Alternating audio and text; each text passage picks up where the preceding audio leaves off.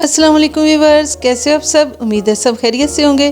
तो दोस्तों, आज पोटा कलेजी की रेसिपी मैं आपके साथ शेयर करने लगी हूँ। ये एक ऐसी रेसिपी है कि बाज़ लोग किस वजह से पोटा कलेजी नहीं खाते कि इसको पकाते हुए इसमें से स्मेल नहीं जाती या इनको सही पकाने का और सफाई का तरीका नहीं आता।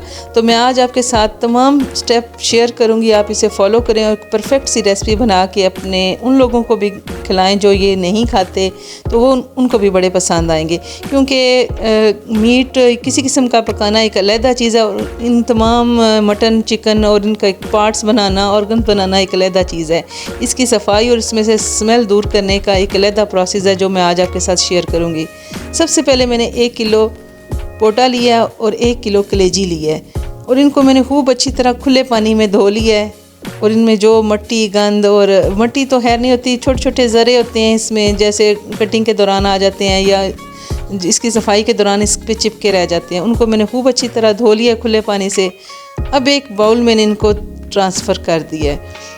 अब जो मैं इसमें तरीका इस्तेमाल करूँगी वो है 1 खाने का चम्मच मैंने इसमें नमक डाला है और 1 खाने का चम्मच ही मैंने कुटा हुआ लहसुन डाला है इसमें, और 1 खाने का चम्मच सिरका और 1 खाने का चम्मच लेमन मिक्स करके वो भी इसमें शामिल कर दिया है।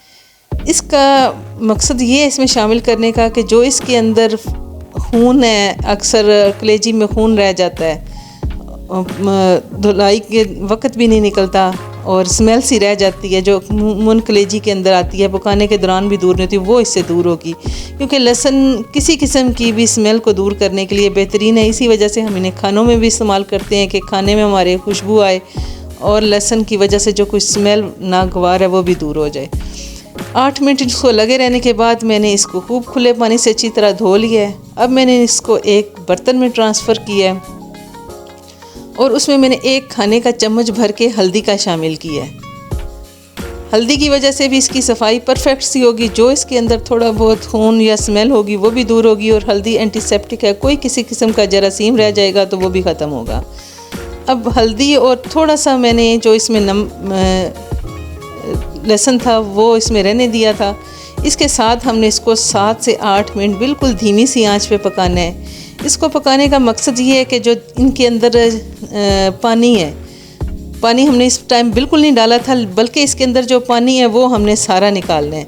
जैसे ही हम इसको हल्की आग पे थोड़ी सारी देर पकाएंगे तो इसके अंदर जो पानी कलेजी के अंदर या पोट के अंदर पानी है वो सारा बाहर आ जाएगा। इसको इस टाइम हमने एक छन्नी में डाल के और खूब खुले पानी से फिर एक दफ़ा धो लेना है। अब जी परफेक्ट सी रेडी हमारी कुकिंग के लिए, जो वो कलेजी हमारी बिल्कुल रेडी है कुकिंग के लिए। हमने इसे बिल्कुल जितने आपको पीसेस चाहिए उसमें कटिंग कर लेनी है, क्योंकि अगर बाज़ लोग बड़े जिस तरह है एज इट इससे भी पकाते हैं और बाज़ छोटे पीसेस में कटिंग करके पकाते हैं। तो मैंने इनके 2-2 पीस कर लिए हैं दोनों के। और अब नेक्स्ट प्रोसेस की तरफ चलते हैं। कुकर में मैंने जनाब डाली है अपनी पोट, और क्योंकि पोट और कलेजी के गलने में थोड़ा डिफरेंट है। कलेजी फ़ौरन गल जाती है और अगर इसको ज़्यादा देर पकाया जाए तो ये घुल जाएगी, और पोट थोड़ा टाइम लेती है। इसलिए मैंने इसको कुकर में डाला है। इसमें 3 प्याज डाले हैं, 4 टमाटर डाले हैं, नमक, हल्दी, सुरख मिर्च और सूखा धनिया डाला है, 1-1 खाने का चम्मच। और इसको मैंने तकरीबन 1 कप ऑयल शामिल किया है, आधा गिलास मैंने इसमें पानी का शामिल किया है और इसको मैंने बंद कर दिया कुकर को। तकरीबन 10 मिनट के लिए इसको टाइम दिया। 10 मिनट बाद देखें मैंने इसको फिर कढ़ाई में ट्रांसफ़र कर लिया है। ज़बरदस्त किस्म के जो हमारे प्याज, टमाटर थे सब गल चुके हैं और पोट भी अच्छी तरह गल चुकी है। अब इसमें मैंने अदरक का लच्छा और सब्ज़ मिर्च डाल ली है और जो हमारे पास कलेजी कटिंग करके रखी हुई थी वो शामिल कर दी है। इस टाइम पे मैंने इसको तकरीबन उस टाइम तक पकाना है कि हमारी जो कलेजी है वो अच्छी तरह कुक हो जाए और इसमें जो पानी है वो भी अच्छी तरह खुश्क हो जाए। इस प्रोसेस को तकरीबन 7 से 8 मिनट लगेंगे। जैसे ये इसका पानी थोड़ा खुश्क हुआ है और मैंने इसमें 2 खाने के चम्मच भर के दही के शामिल कर दिए। दही हमारा फुल फैट है और मीठा दही है, खट्टा बहुत ज़्यादा दही यूज़ नहीं करना। अब मैंने कसूरी मेथी तकरीबन 1 खाने का चम्मच अच्छी तरह हाथों से मल के इसमें शामिल कर दिया और इसको 4 से 5 मिनट इसकी अच्छी तरह भुनाई करनी है।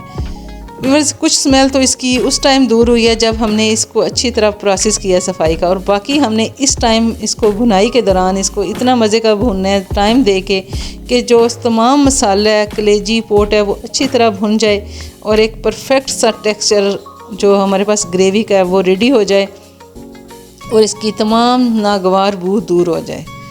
तो व्यूअर्स तकरीबन ऑलमोस्ट हमारी कलेजी पोट डन हो चुकी है। अब इस पे मैं सब्ज़ मिर्च, सब्ज़ धनिया और थोड़ी सारी अदरक डालूँगी, और खुशबू के लिए अगर आपने इस्तेमाल करना है तो थोड़ा सा गरम मसाला पाउडर इस पे डाल दें।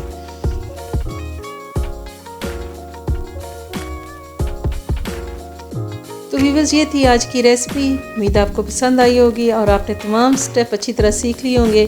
अगर आपको मेरी रेसिपी अच्छी लगे तो प्लीज़ लाइक करें, शेयर करें और मेरे चैनल को सब्सक्राइब करें।